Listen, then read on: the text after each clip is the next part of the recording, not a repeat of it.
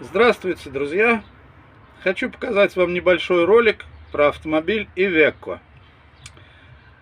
Вы видите пробег этого автомобиля 5217 километров. Новый автомобиль. Вот.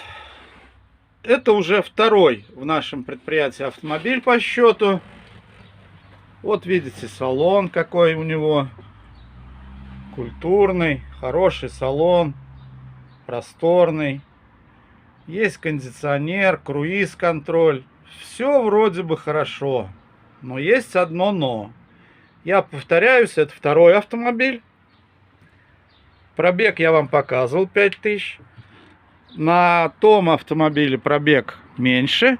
200 километров мы отъехали от того места, где забирали. И вот это но. Стучат моторы. На таком пробеге. Казалось бы, на новых автомобилях. Вот я здесь уже нахожусь порядка 3 часов.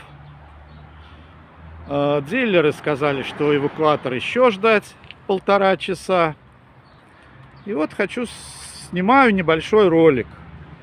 Да, и еще эвакуация. Сказали 14 тысяч. Доехать я стою от цирка. Доехать до электровозной. Это 22 минуты. Показывает навигатор. 14 тысяч, сказали официалы. У них нет своего эвакуатора. Ну, 14 тысяч. В конечном результате не знаю, на кого повесят эти 14 тысяч. Вот такой вот у нас автомобиль. И такой вот получился фильм про него. Про новый автомобиль. С грохочущим мотором. Пока-пока.